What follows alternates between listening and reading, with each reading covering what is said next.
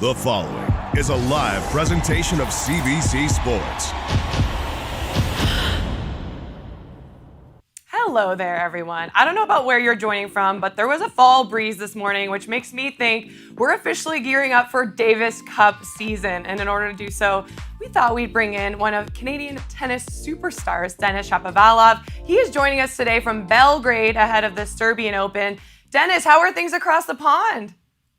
Yeah, they're going well. It's getting a little bit cold, but yeah, it's still okay. Yeah, and I know you are about to compete. You seem to be competing all the time. I don't know how you go through this schedule you are. You came off your Swiss indoors in Basel last weekend. I want to talk to you quickly about that. I read on social that you were relatively, I think you had said, you're confident, you have room to improve, but you're definitely happy with how you did there. Can you talk to us a bit about that? Yeah, definitely. It was a great week from Basel. First of all, I was very lucky to get a wild card for that tournament. So big thanks to the tournament there. But yeah, I played really well. Beat two great players and ended up losing a really close match to the eventual champion. So it's definitely a good step in the right direction. And yeah, it's a good way to kind of get closer to the end of the season, playing some good tennis and gaining a little bit more points. That helps me out for next year. Yeah, and talk about, when you literally lose to the person that wins, I think that puts you on a pretty good trajectory moving forward. Of course, we want to talk a bit, looking back, about that 200th win at your Shanghai Masters.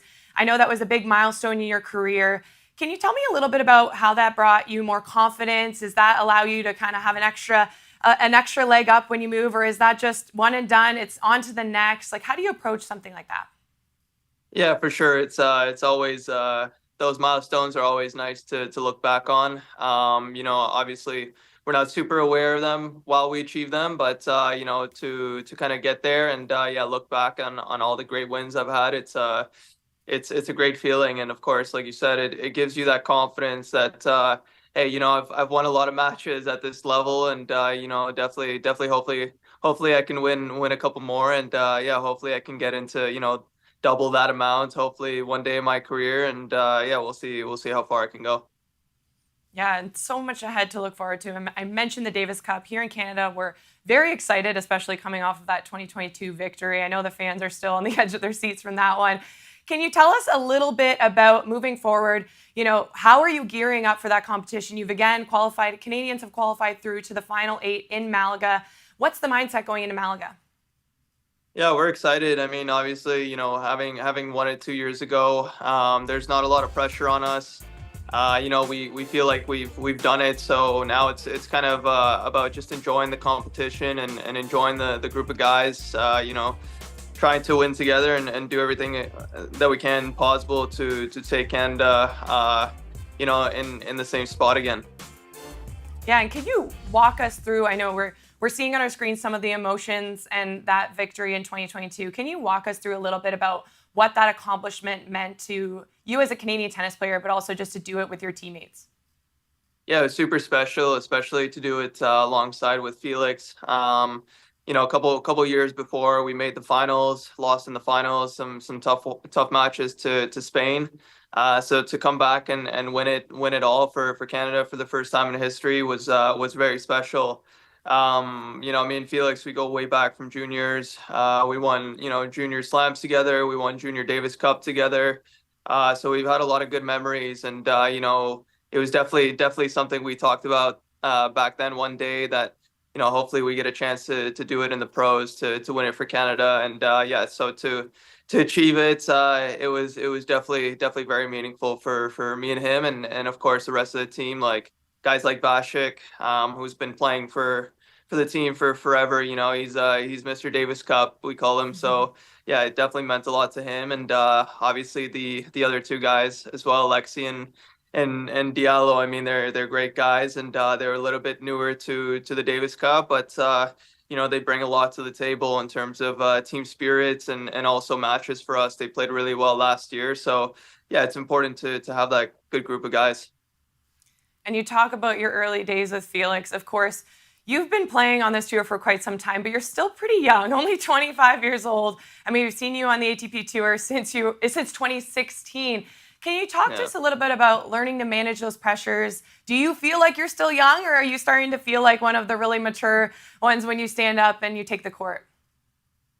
Spiritually, I feel young. The body's starting to feel it. Obviously, I've had my wears and tears. I had a pretty serious injury last year, so to bounce back from that this season, and I put in a lot of hard work and a lot of been grinding a lot. So I definitely feel young in a sense, but it's definitely been a little bit different the last, I'd say, 2 years of how I need to take care of my body and try to kind of maximize how long I can have my career for.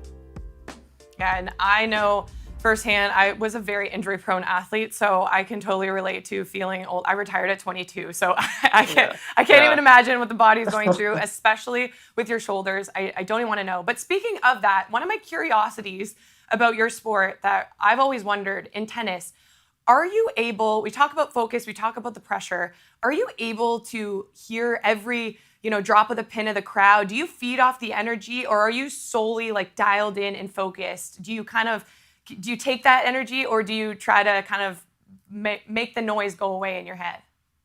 A bit of both, I would say. I mean, obviously, it's a very long season, and you go through phases where you're completely locked in, and I would say that's probably when I'm playing my best tennis. And there's times where things do distract me and bother me, and you see that with a lot of guys. It's humanly impossible to be locked in every single week, every single tournament, and especially late around this time of the year, a lot of guys start to lose it a little bit. They kind of see the finish line of the season, and they kind of can't wait to get there. So things tend to affect players a little bit more.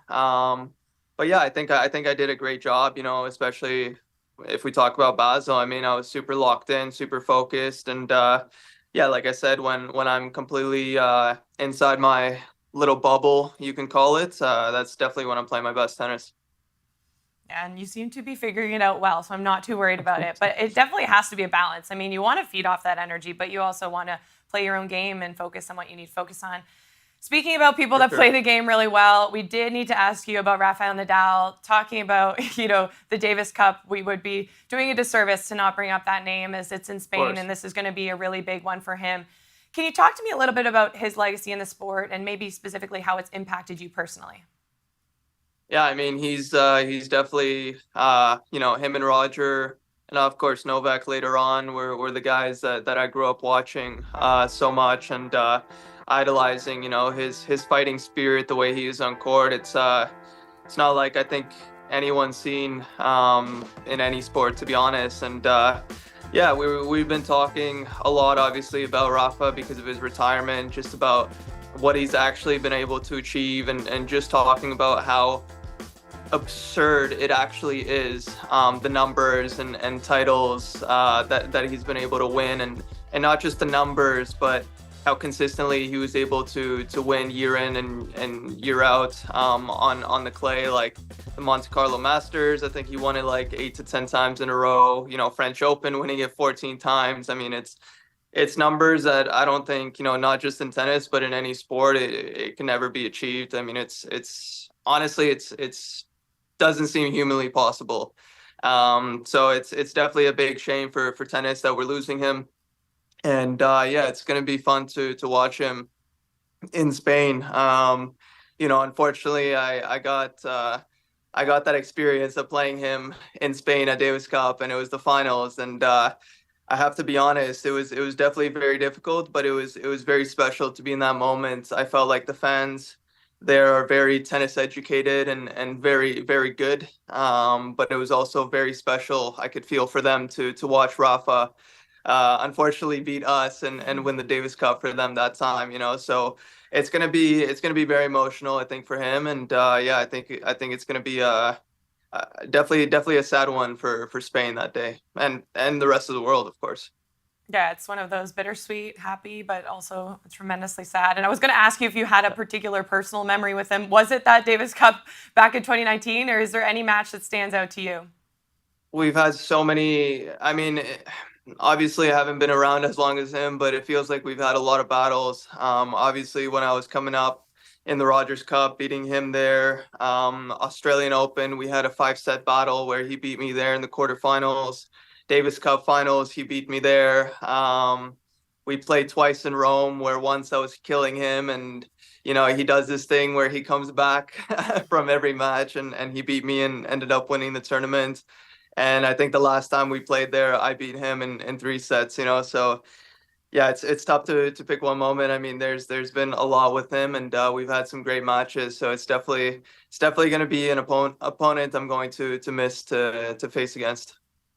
Yeah, I love that respect against competitors. I think you can go neck and neck in a battle, but the fact where you're able to take a moment to think about all that he's achieved, and also you personally, how much I'm sure he's inspired and impacted you. So yeah, it's great to hear. We are gearing up for the end of the year. I can't believe it's already November. It's crazy. But we are looking forward to 2025 as well here. So I just wanted to ask a bit of overview.